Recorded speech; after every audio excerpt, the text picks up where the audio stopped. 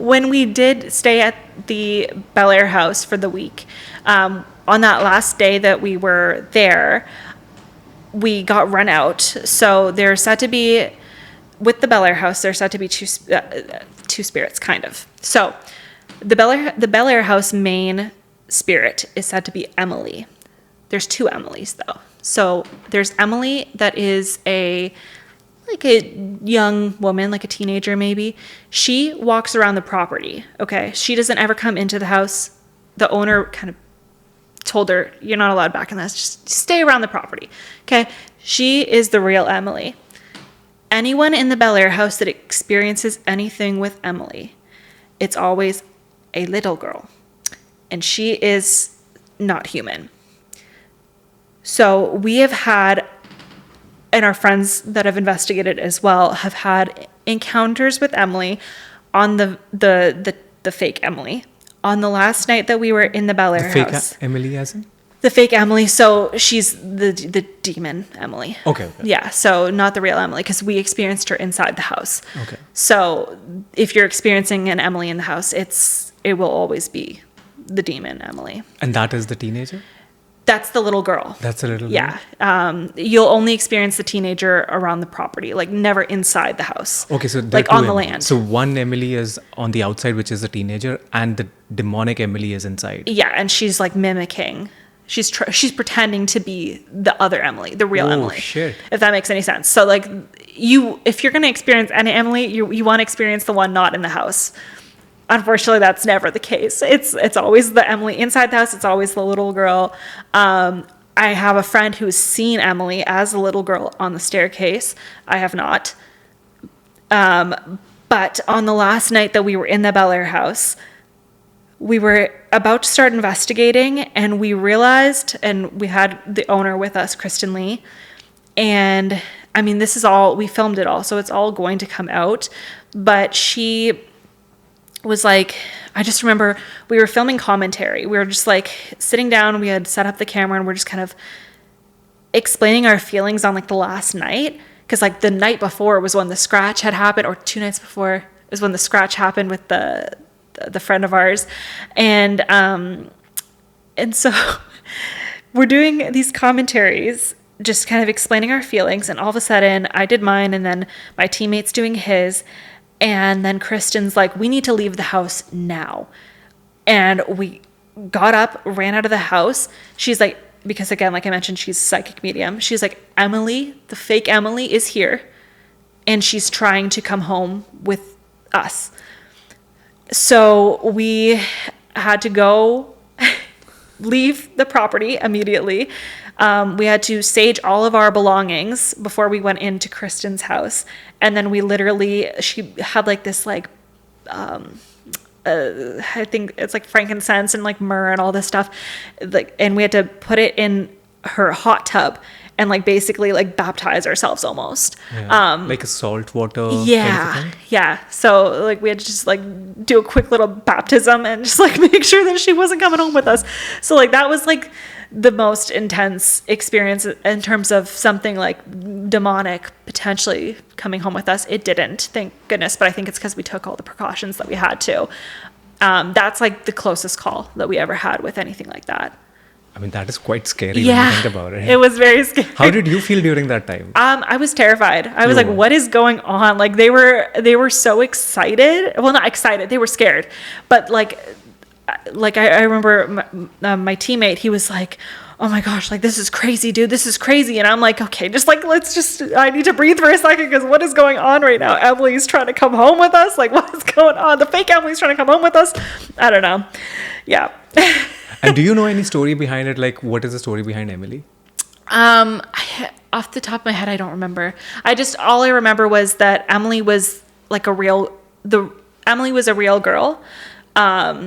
She died, and then she was haunting the house, but Kristen, I don't know if she wasn't necessarily bad. I'm not exactly sure what happened there, but Kristen just said she wasn't allowed in the house anymore.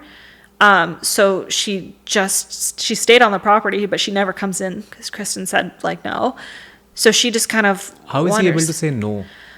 Well, she's a psychic medium, so she does cleansings and stuff, and she like banishes certain spirits. But there's also there comes to be a like Emily, the fake Emily, is like a demon and like too strong for just like one person's psychic abilities to be able to banish. You know what I'm saying? Oh. So Just like in Conjuring. yeah, yes, exactly. It's honestly both those houses are like very on par. I feel like a lot of people say like the Conjuring House is like the most haunted house in the States. I feel like the Bellaire House is probably, I've never been to the Conjuring House, but I would say the Bellaire House is more.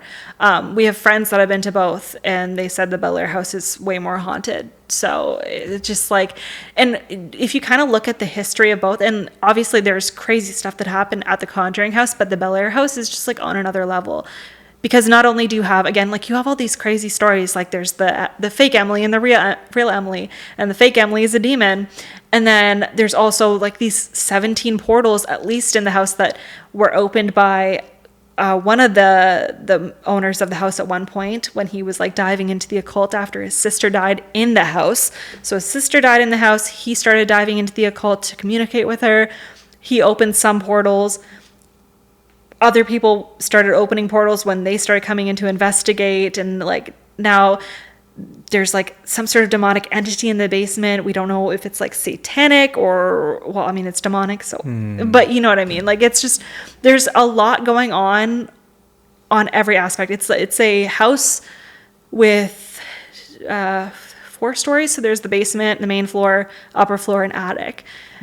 Huge house, so many different rooms, and there's just and like so much history of just like seances happening in that house, and again portals being opened, and with all the portals that are currently open and all the things that are just coming through the house, it's just it's a hot spot. It's crazy.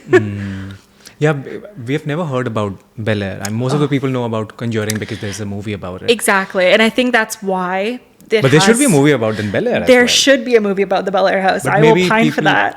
Yeah, maybe we need to find the story behind like what exactly happened. 100%.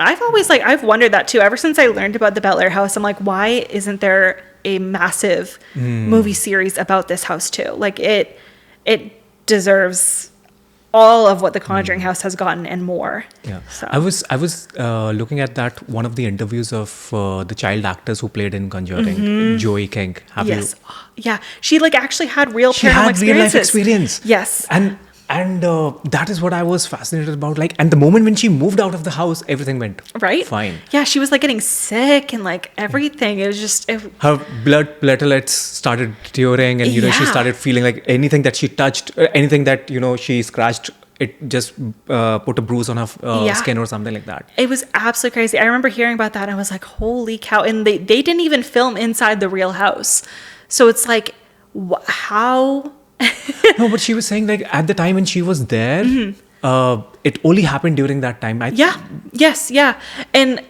it's crazy how that happens. It's almost like just by playing that character and like talking about those things, it was almost like they manifested it or something. Yeah, I don't know. Manifestation is wild though. Yeah. So like, do you think like when we have like manifestation works probably the both ways when we are manifesting for all the positives? Yeah, 100%. Manifestation, if you are thinking about it and if you're thinking about it enough, it will happen. And I strongly believe that. That's why like you never want to put too much thought process, I guess, into negative things, because it will just happen. But how would you stop that when you want, or is it something that you really look forward to? With the paranormal? With the paranormal. I mean, like I want to get dragged down hallways. Like this is like, I'm trying to get the most things happening to me. I don't want, the only thing that I would say that I don't want when it comes to the paranormal and investigating is I don't want possession.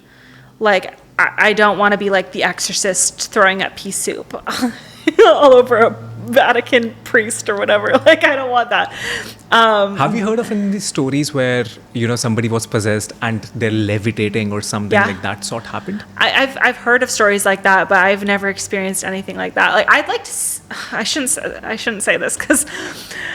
Of course, I'd love to see that happen in real time. Like I'd love to like see an exorcist okay, love is a strong word. Hold on, let me rephrase this. It would be interesting to see an exorcism happen and a person literally levitate in front of me. That would be really interesting to see. Obviously, I don't want that to happen to me, and I don't want that to happen to people that I care about, and I don't want that to happen to any person, period, because that would be terrible for the person experiencing that. However, if that was happening, I would like to see it for my own curiosity. And obviously hoping that they are okay. You know, I don't know. It just like that would be, because how do you debunk that? Someone levitating right in front of you, like. Yeah, that's crazy. Yeah. So, because again, I go into all these things where I want to debunk things. I want to have something happen and be like, okay, can I debunk this? I can't. Cool. So that's real. You know. So I feel like the crazier it is, like the more intense it is and harder to debunk. So thank you for listening to this podcast, and if you're not subscribed yet, then click right now and subscribe, because every week I'm going to post a video or a podcast, and it is going to be about marketing, content creation, and business. And if you want to check out some other videos and interviews, then here are some of my recommendations for you.